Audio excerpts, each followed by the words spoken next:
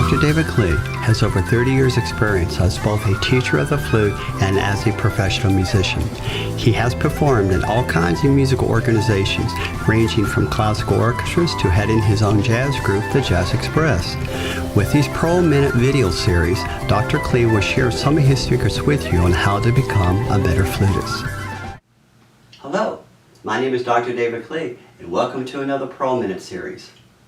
This is video 2 of the new series of improvisation, and today we're going to take a look at what are the basic blues scales and how to use them in 12-bar blues. So right now on your computer screen you can see we have the 12 blues scales. We have one for every key.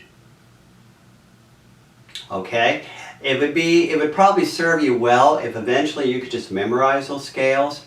I think you will find that it'll free your mind up a lot more as you work on these different exercises versus trying to constantly jump back and forth trying to find the right scale when you're playing the blues songs. So that might really be a nice thing for just kind of get up and just go ahead and memorize those scales. Alrighty. Now, the next PDF file coming up is Basic 12-Bar Blues Song. Now in this song, what I've done, you notice there's 12 measures, and every measure has a chord symbol. This is 12-bar blues pattern, where the first measure has a D7, that's the chord that would normally be played there.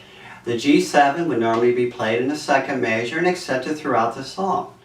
What I have done here is that I have written out the first 4 notes of every blues scale that is relative to the chord symbol. The way this works, when you see a D7, just play the D blues scale.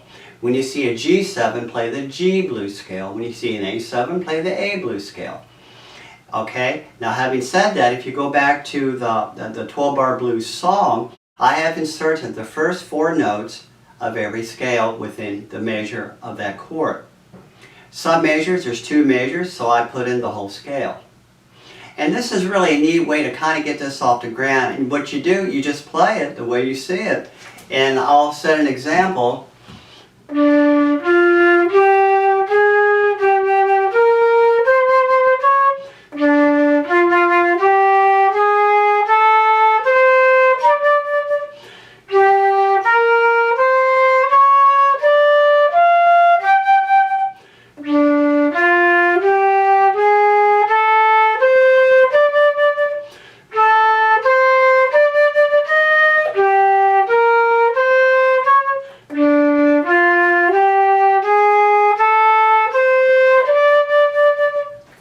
So this is what you could do with the soundtrack, and then you can kind of get a feel what it's all about.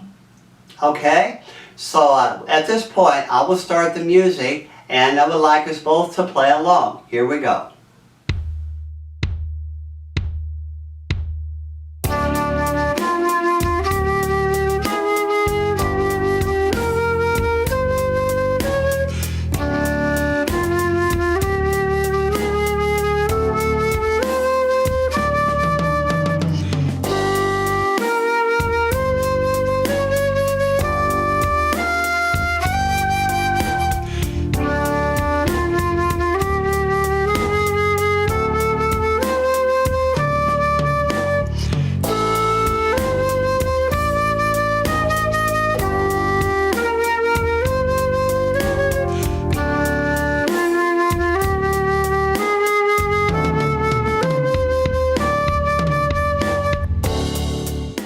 That was great. Now, once you've mastered that, you may feel like, okay, I'm sort of getting there, you know. So now let's kick it up a step.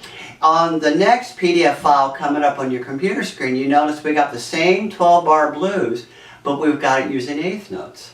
Oh, so now we're going to get a little more like how it would be in a real jazz style.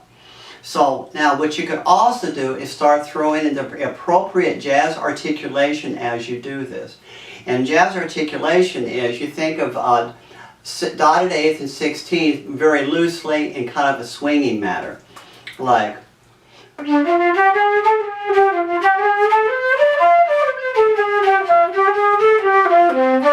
Yeah, like that style.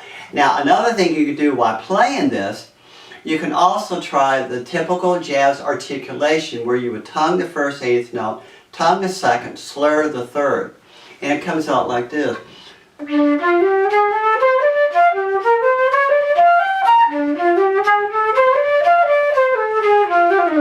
You can also do that. And so by practicing that, you're learning all these really neat things as you do it. So at this point, I'm going to start the music and let's all play along. Here we go.